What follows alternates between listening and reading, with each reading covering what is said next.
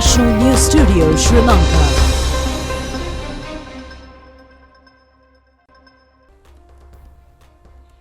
Good evening and welcome to the National News broadcast, bringing to you live from the National News Studios here at the ChannelEye Rupavahini Corporation. We are ready to bring you the top stories here at home and around the world. I'm Charita Minapurarachi. Joining with me today is Vidushini Sadis Kumar.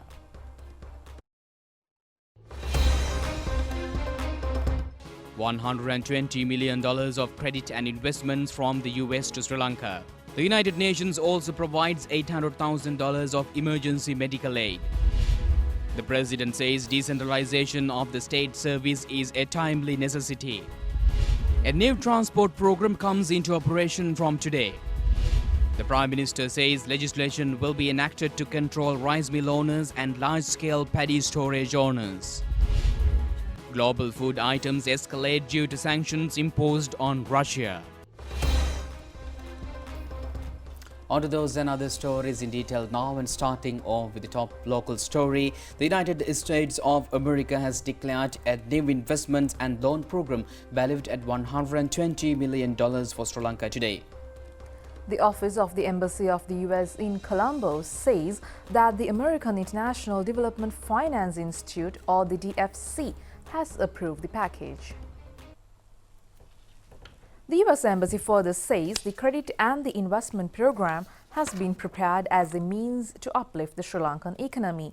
A sum of $100 million has been presented to the commercial bank to extend credit for micro, small and medium-scale businesses. In addition, a further $15 million of financial assistance has been granted to several other selected private institutions. The U.S. Credit Relief Program has focused attention to strengthen the local power and energy, health and technical development sectors. Meanwhile, the United Nations Aid Program has taken measures to provide a stock of emergency medical supplies valued at $800,000 to Sri Lanka. The aid package is being extended through collaboration of the Chinese government. The project is being coordinated by the United Nations Population Fund. More than 328,000 sets of medical supplies were handed over to the Ministry of Health today. Minister of Health Kelly Rambukwella, Chinese ambassador in Sri Lanka Zhi Zhenghong, and Sri Lankan representative of United Nations Population Fund Kunle Adeni were also present on the occasion. You should take to prevent deaths. In the evening, when you look at the TV, you'll find tens of thousands of people dying. Not only dying, I saw in some places some of the mortuaries were invented. The school rooms, containers were converted into coal rooms. Now that's a horror that we all experience. And with that kind of background, we were planning out as to how to meet this challenge. I must take this opportunity to thank entire health staff, starting from the consultants to the laborer, selflessly, with no reservations. They never ran away, they came out. They came out to meet that situation. We are thankful to all our friends, China, particularly. I think among our friends, they have been in the foremost to assist us. And then also your organization, particularly the UNFPA, with a partnership that you are now benefiting, or rather I'm a beneficiary, or the ministry is a beneficiary of this entire exercise. So there's an excellent partnership in relation to the requirements that was not known to all of us at any stage. So also I take this opportunity to thank once again our health staff. We have come a long way today. We see 0 deaths. Hopefully, touch wood, remain that way. It's a very proud moment for me to stand here this morning and address you, as we are here, as Madhu said, to witness and a testament to partnerships between bilaterals, multilaterals, and national governments. And that is what you see there. UNFPA is a multilateral agency that works to bring together the links of the international development system with a view to delivering for countries what countries really desire, and to help countries achieve their development objective, which is fundamental in the development of its people. Today, we're seeing another evidence of that by the contributions of the government and people of China through UNFPA to Sri Lanka to indeed ensure that health workers are safe and protected in carrying out their noble duties. COVID-19 pandemic was unprecedented. It affected global supply chains, destroyed economies, changed lives and people. Some things will never remain the same again. And during this pandemic, we couldn't find anything in most countries. I worked in about 2 countries during the heavy time of the pandemic, and we saw the serious stress this put to national systems, especially the health system and delivery for people. At that time, countries began to stand up for one another, and we also saw, even in the middle of these difficult and challenging times, we had not seen the kind of global collaboration that COVID-19 brought in the world. And one of that collaboration is that China stepped up and started supporting countries to strengthen the health system, build resilience, and protect health workers. There would be another pandemic at some point. It's not a cause. It is because the world is not ready and our global systems are not ready to prevent these issues. So as countries begin to prepare for this, the resilience in country and the global health system needs to be built and strengthened. And we can only do that by more partnership in technologies, partnership in people, partnership in supplies, to ensure that we are more prepared the next time anything like this comes to us. On June 3rd, the first batch of medicines arrived in Colombo under the China's 500 million RMB emergency grant. The first shipment of rice will also arrive later this month. In the follow-up, more urgent needed assistance, including medical products, will be delivered according to schedule. In this regard, I want to take this opportunity to encourage all partners and friends of Sri Lanka to step up, and jointly we could help this beautiful nation get back on track as soon as possible. The Litro Gas Company says gas distribution has recommenced with effect from today. After a lapse of 11 days, the company says that, however, priority is being given to the essential services, including business establishments, crematoriums and hospitals in the provision of gas supplies. The newly appointed chairman of the Litro Gas Company, Bodhita Piri, says that speedy measures will be taken to resolve problems involved in the distribution of gas. He has made his observations upon assuming duties in the new post. Chairman of the Litro Gas Company, Bodhita Piri, said that at present nearly 3,900 metric tons of gas is being unloaded from a ship which was released after making the payments a few days ago. He added that priority is being given to essential services in the provision of gas supplies. He added that no other ship load has been scheduled to enter the present unloading. He further said that they are trying to rectify the responsible procedure. Accordingly, plans are underway to purchase 100,000 tons of gas sufficient for 4 months of consumption from the present suppliers. Chairman also said that as a result they are optimistic as of a successful outcome.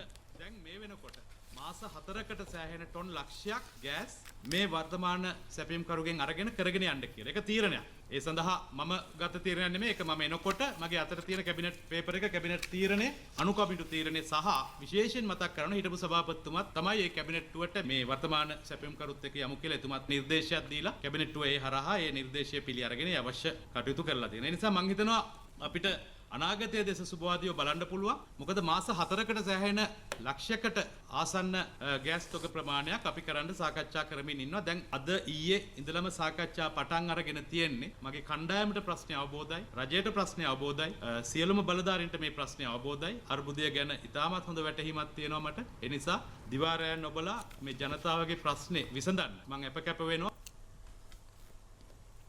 Persons who are engaged in protecting more than 100 gas cylinders for a period of 10 days at a gas retail center in Bandaragama say that they have handed back the cylinders to the owners. They further said that a sum of 1,000 rupees has been charged for the staff custody of a cylinder for 4 days. The custodian further said that they have returned the cylinders as they were unable to make further changes.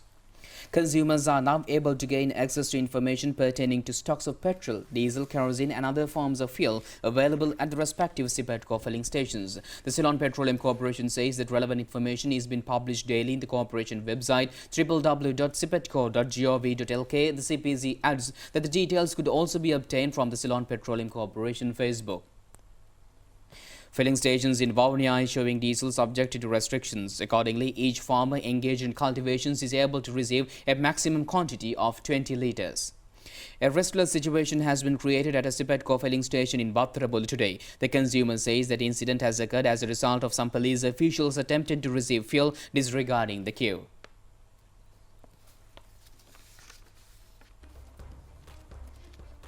President Gotabaya Rajapaksa says it is a timely need to engage in the practice of working from home and decentralization of all public services on the district and divisional levels. He has made these observations in a discussion at President's office in Fort today.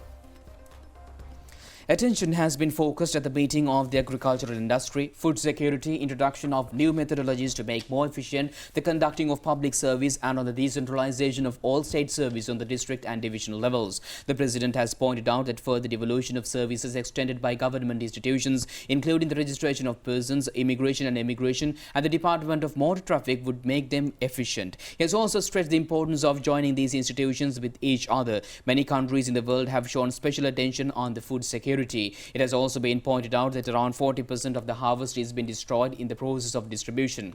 President Gotabaya Rajapaksa has reiterated that need to focus stern attention on this issue in order to save large amount of food. He has also pointed out the possibility of extending reasonable price for both the farmer and the consumer by minimizing the involvement of middlemen in the distribution of harvest. The meeting has also discussed on the issue of speedily handing over government-owned uncultivated lands to groups of youth who are interested in agriculture. It has also been reiterated that more successful results could be obtained through the involvement of the three armed forces, the Civil Defence Task Force and the Department of Prisons in the Growth More Food program. Participants of the discussion have also looked into the unleashing of a program for power generation through renewable sources in parallel to the cultivation projects. They have also dealt on the measures to find a speedy solution to the power crisis by focusing more attention on generation of solar power electricity. Governors of the provinces, Secretary to the President, Secretaries to the Ministries of Public Administration and Agriculture, Provincial Secretaries and District Secretaries have also taken part in this event.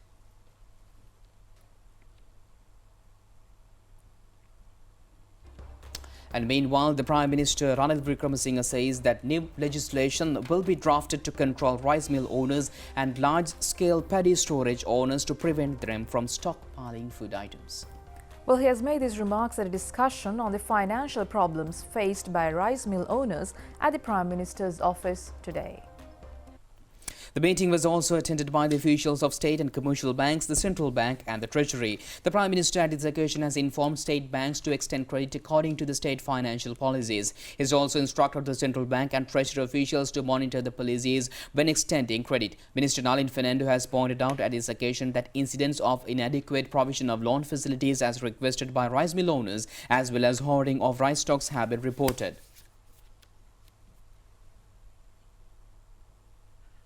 Minister Bandula Gunawardena has presided over the inauguration of the Park and Ride service and the City Bus service at the Markumbra Multimodal Transport Centre today. The new transport program has come into effect from today as a remedy of the government's program to confront the fuel crisis. The new transportation plan is based upon the proposals and opinions expressed at a recent discussion between Minister Bandula Gunawardena and heads of institutions as well as acknowledged intellectuals in the transport sector. Passengers of the city bus service are able to engage in their daily transport by getting into park and ride buses and after parking their private vehicles at the Markumbra Multimodal Transport Centre. In parallel to this program, a city bus service is being conducted from the entrance of the Kadawatha Expressway entrance to the Colombo Fort. Another similar city bus service is being implemented from Katubadda in Gaul Road to Colombo. A new filling station was also declared open at the Markumbra Multimodal Transport Centre. Minister Bandula Gunawardena said that it has become unbearable to shoulder the transport overheads. He has also said that 21 new school bus services have come into operation, especially in the Western Province today. Programs have been created for deployment of buses to Colombo once in every 10 minutes. The city service buses are air-conditioned. They conduct services from 6:30 to 8:30 in the morning. Thereafter, buses are being operated from Makumbra to Colombo on an hourly basis. The vehicle parking fees have been lowered. Priority is being given to school vans and tourist buses as well as to the SLTB and private buses in the provision of fuel. The minister added the private buses are being provided fuel at the Makumbra Multimodal Transport Centre and also through 2 filling stations in Baston Mawatha, Petta. The number of train travel has also been increased.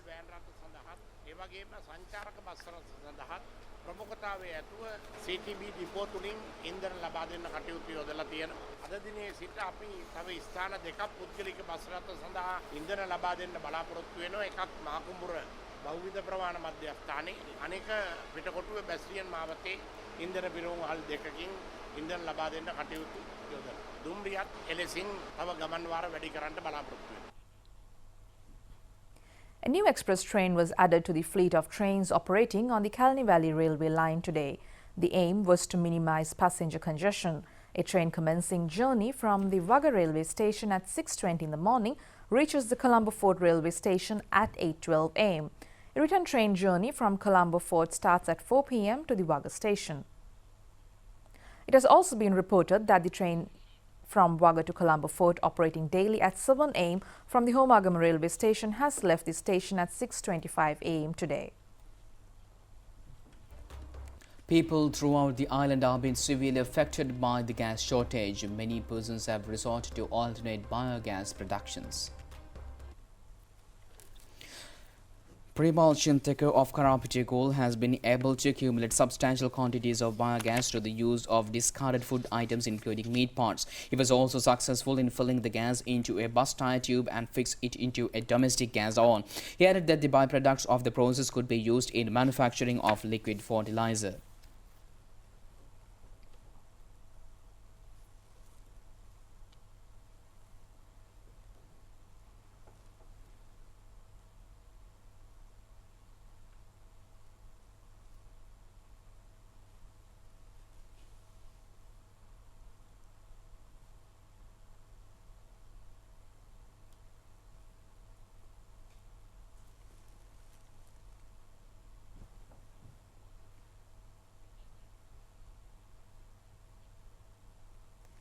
Parliamentarian Vimal Veeravansa says the group of independent parliamentarians hopes to conduct talks with the Russian ambassador in Sri Lanka over receiving fuel and essential commodities from Russia at a media briefing conducted by the independent group of parliamentarians last evening. Opinions also have been expressed on a recent statement made by parliamentarian Dr. Harsha De Silva.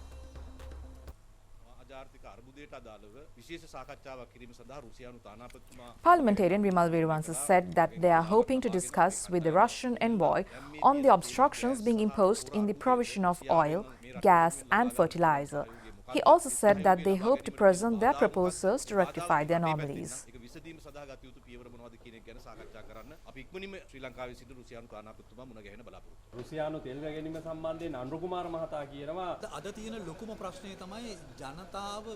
Meanwhile, the Pivithuru Helurumaya party has also conducted a media briefing in Colombo today to present a short-term proposal for the resolution of the fuel crisis.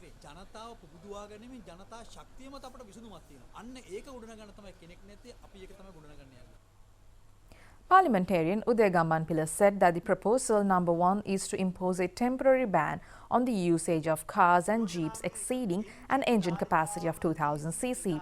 He also said that the way to come out of the crisis is not to work less but to work more than usual. The parliamentarian has pointed out that employees could report duties on Mondays, Wednesdays and Fridays and work from home on Tuesdays and Thursdays. There should also be a procedure for the general public to use information technology to send documents to government officers.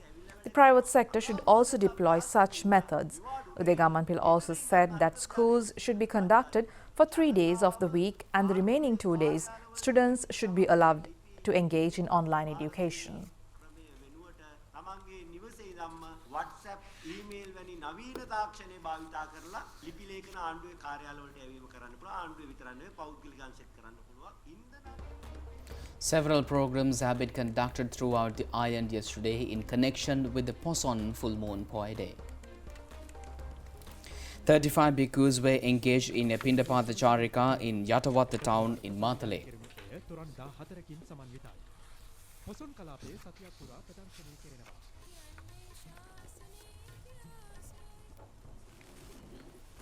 "35 bhikkhus were engaged in a Pindapatha Charika in Yatawatha town in Matale. The event has been organized by the Veeraparakrama National School of Matale.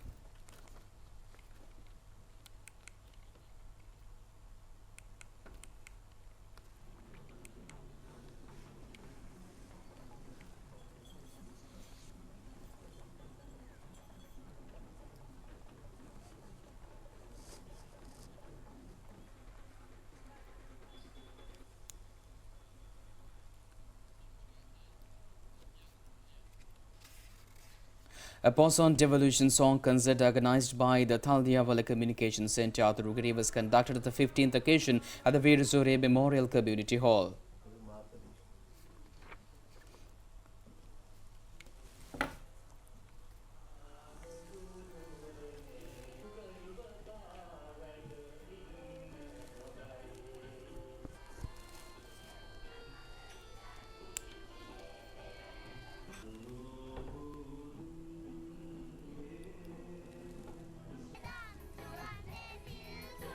A Poson Song concert was also conducted at the Sarabhumi Sri Nalanda Vihara in Madapantha in Peliandala under the direction of Chief Incumbent of Vihara, Venerable Angul Madhvedam Ratanathera.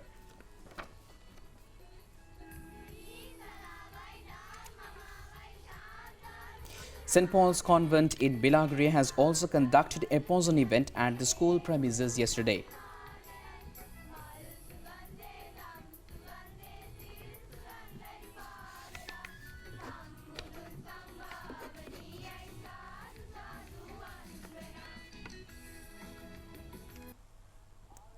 A devotional song program was also conducted at the Bodhiraja Society in Kitulwatta, Boralla yesterday.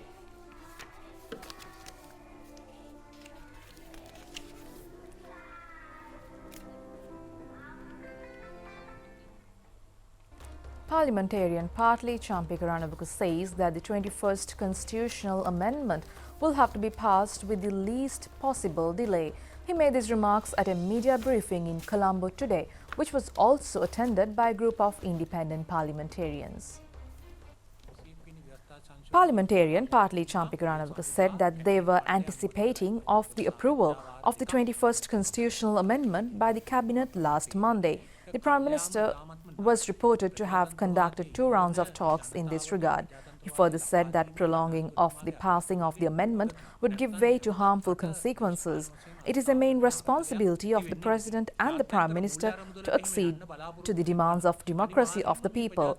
Partly Champika Ranawaka has further stated that a political destabilization would arise in the absence of commitments of the government. If the country wants to go before the IMF, then to make the necessary democratic changes is a necessity.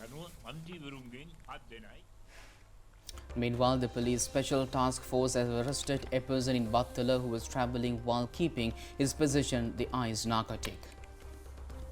Commanding officer of the STF attorney at law Varuna Jayasundara has ordered a group of police officials for the arresting of the suspect who had in his possession 1 kilogram and 20 kilograms of narcotics.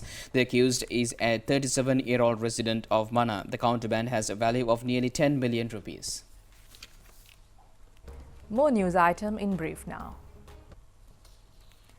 Cup planting ceremony of the annual Asala festival of the historic Ruhunu Maha Kataragama Devalaya took place this morning.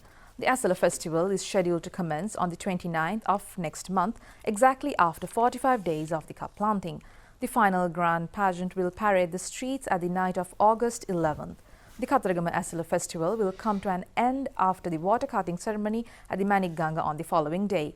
A suspect with a kilogram of ice narcotic was apprehended in Mattala following a raid conducted by the police special task force. The value of the contraband is estimated to be nearly 10 million rupees.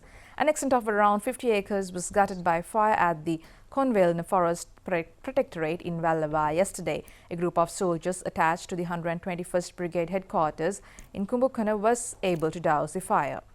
A march has been organised in Alla yesterday requesting not to obstruct foreign tourists visiting the island. A ceremony to welcome foreign tourists has also taken place in the area. Kumara Karunaratne of Galgamu has been successful in rescuing a pregnant deer struck in the mud in the Gonamaditha lake in Anuradhapura. Karunaratne, a teacher by profession who went on a tour of taking photos in Galgiria, Kanda, has spotted the animal and took measures to release it to the forest. 9 persons have been injured due to the falling of a coconut tree on a roof of a school in Valimada. A correspondent says that, however, none of the victims were in a serious condition. A laboratory assistant and several students were injured in the incident occurred at the Valimada Hindu College. St. Joseph's College, Colombo celebrates its 125th anniversary. Archbishop of Colombo, Cardinal Malcolm Ranjit, has presided over a commemoration ceremony held in this connection at the college today. The Reverend Archbishop has extended gratitude to the founders and past teachers of the school.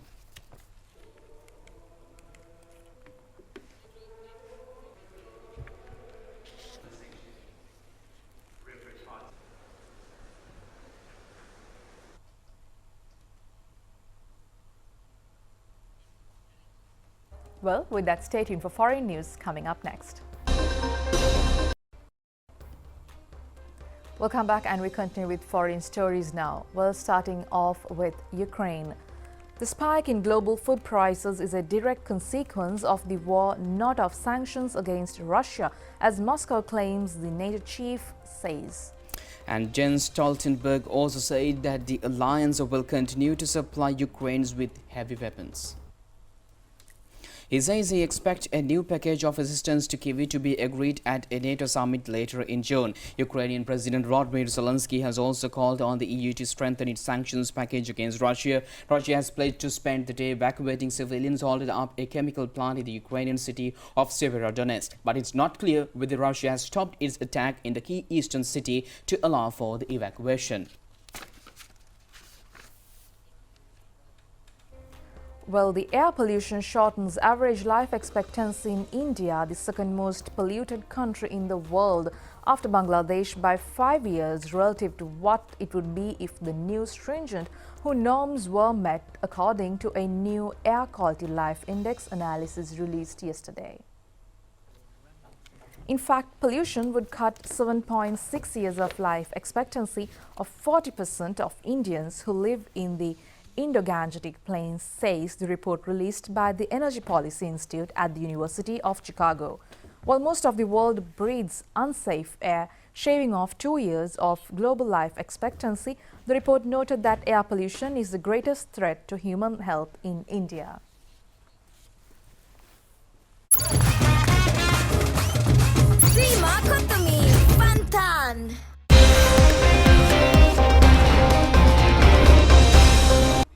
And meanwhile, the Coles and Sri Lanka Army cricket teams have managed to compete and select for the eligibility for the competing of the final matches conducted by the Sri Lanka cricket, and there will be T20 matches.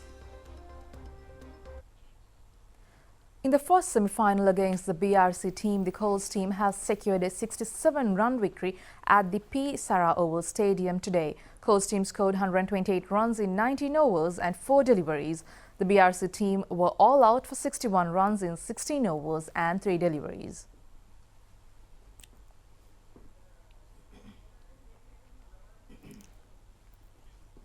In the second semi-finals, the Sri Lanka Army beats the Saracens team by 52 runs at the P. Sarah Oval Stadium. The Sri Lanka Army team, at the end of the 20 overs, has scored 169 runs for the loss of 7 wickets. The Saracens team has managed to score only 117 runs for the loss of 8 wickets at the end of the 20 overs.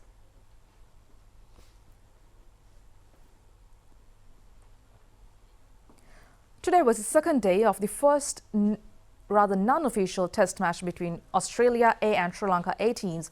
At close of play today, the Sri Lanka team has scored 250 runs for the loss of 8 wickets.